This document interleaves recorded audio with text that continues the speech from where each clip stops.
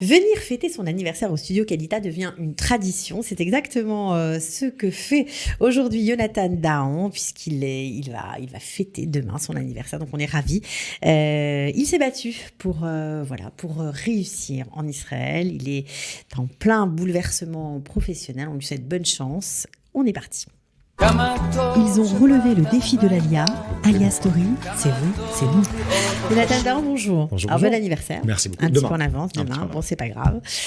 Donc, vous êtes né en Israël, c'est ça qui est un petit peu particulier avec vous. Exact. Aujourd'hui, vous travaillez dans le domaine de l'assurance. Exact. Vous êtes courtier en assurance. Vous avez une société à Netanya, une deuxième aussi, puisque vous tentez l'aventure de la start-up. Mais on va revenir sur le parcours, parce que vous avez quitté Israël quand vous étiez petit. Exact. Et vous êtes retourné en France. Exact. Donc, on m'a arraché des plantations d'orangers d'Ashdod quand j'avais 8 ans, 7 ans. C'était un traumatisme, j'imagine. Ça a été un traumatisme, ouais. Exact. Pas le fait de quitter, mais arriver dans un pays. C'était quelques années après la guerre du Golfe. Ouais. Et je vous raconte une petite histoire personnelle. Je suis arrivé dans une école dans le 13e arrondissement, dans une école publique. Et peut-être le deuxième ou le troisième jour d'école, c'était le premier mercredi du mois. Et donc à midi, la sirène de la ville.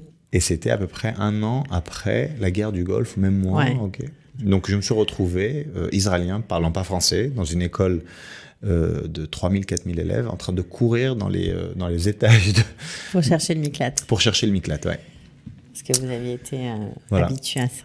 Bah oui, on m'avait pas prévenu qu'il y avait la sonnette de la guerre du Golfe qui allait nous prendre par surprise, mais ouais. Voilà, c'était une bonne entrée en matière en tout cas pour rencontrer l'équipe de l'école durant cette semaine. Ouais, vous êtes fait remarquer là. Oui, là oui. Ma taille ne suffisait pas, ni mon accent. Ça a fait le... Ça a été difficile. Oui. Parce qu'on parle souvent de l'arrivée des Français en Israël, mais là d'être israélien à Paris. Je pense que c'est beaucoup plus difficile. Ouais. J'ai fait l'aller, j'ai fait le retour. Un Israélien en France... Ça détonne. Ça détonne. Ça détonne. Alors, vous êtes revenu lorsque vous aviez 16 ans. Exact. Est-ce que c'est une véritable alia, ce retour oui, pas oui, parce que vous la France a ses mœurs, vous forge, vous crée. Vous aseptise un petit peu, beaucoup.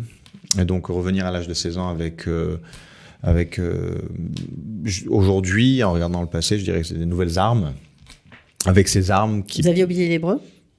Pratiquement, oui, absolument. Donc c'était un départ à zéro, mais c'était une très très belle aventure et qui m'a permis jusqu'à aujourd'hui d'être quelqu'un qui se débrouille ou qui apprend à se débrouiller parce qu'on n'avait pas le choix. Ouais. Est-ce que ça a été, ce changement de pays comme ça à l'âge de 8 ans, ça a été difficile au niveau scolaire ? Est-ce que ça a eu des conséquences pour vous ? J'étais la vérité, et je pense que ma mère pourra en parler plus longuement, mais j'étais un cancre à l'école en France parce que je n'avais pas la tête à ça. Et arrivé en Israël, justement, j'ai repris un petit peu l'envie, la compréhension qu'il fallait prendre un chemin, et donc revenir en Israël m'a permis de reprendre une scolarité normale. Voilà. Et puis pas mal non plus, parce que je crois que vous avez étudié au NAC et vous avez fini diplômé de cette belle institution. Voilà, l'occasion de saluer, je crois, quelqu'un qui vous a beaucoup aidé. Absolument. Nicole Farri qui m'a et qui nous a beaucoup aidé, la communauté française de Netanya et toutes les personnes qui sont passées par cette école. Elle a été la raison pour laquelle j'ai décidé d'étudier au NAC et je lui dirai jamais assez merci. Et vous a repêché bien souvent ? Tout le temps, je dirais. C'était une constance. Et on était plus d'un. Ouais. Et bon, des grands gaillards surtout, après l'armée, certains, ouais. Donc il fallait... Vous avez fait le cursus, comme quelqu'un qui vient, qui repasse son bac et qui fait l'armée, etc. Qu'est-ce qui a été le moment le plus génial pour vous depuis que vous êtes rentré ? En Israël ? C'est de comprendre que la vie a beaucoup de choses à proposer et que entre ce que j'ai appris en France et ce que j'ai appris en Israël, le monde était ouvert, l'Europe, le Moyen-Orient. Pour moi, tout a été une aventure. Mais surtout, c'est plus facile en regardant en arrière Sur le coup, il y a eu des journées difficiles et des mois pas simples. Pourquoi ? Parce que je vois aussi avec mon entourage, faire la Aliyah, c'est une aventure qui est... On appelle ça une aventure, ça a un côté un petit peu fantasmique, un côté un petit peu... Le quotidien, c'est pas toujours si marrant. Non, c'est pas marrant. C'est pas marrant, c'est pas facile, il faut s'accrocher. Mais le résultat, je pense, en vaut la peine. Ouais. Vous avez choisi Netanya comme ville pour vous réacclimater à Israël. Pourquoi ? C'est Netanya qui m'a choisi. On va dire c'est la facilité au logement, oui, absolument. Je pense pas qu'aujourd'hui, surtout, c'est le choix premier de vôtre, en tout cas. En tout cas, le nôtre. Mais Netanya a été une superbe entrée en matière. C'est une ville que j'aime beaucoup, que je trouve très belle. J'ai même participé à une publicité pour la mairie de Netanya. Okay. C'était quand je pense vacances, je pense Netanya. On n'en parlera plus. Et voilà, ça a été une très belle aventure. Pourquoi ? Pour la communauté, c'est beaucoup plus facile de s'intégrer dans une petite communauté où on voit les mêmes visages, les mêmes personnes. C'est une belle ville. C'est pas à mes yeux une des plus belles plages du pays. Et puis avec une famille, c'est plus facile. Je suis venu sans famille. Je suis venu avec ma maman et on a trouvé tout le nécessaire ici. Voilà, exact. Bon, alors aujourd'hui, vous avez quitté Netanya. Vous travaillez toujours à Netanya, mais vous vivez à Tel Aviv. Absolument. Pourquoi ? Parce que c'est ma femme qui décide. Ah ben d'accord. Voilà.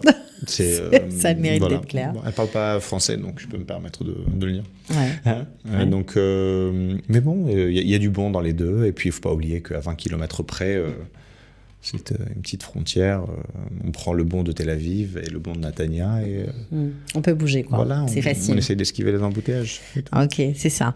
Ouais. Qu'est-ce qui fait que aujourd'hui, vous êtes bien dans vos baskets, vous êtes content ? Qu'est-ce que je peux vous souhaiter pour la suite ? Parce que je sais que vous avez plein de projets au niveau de votre start-up.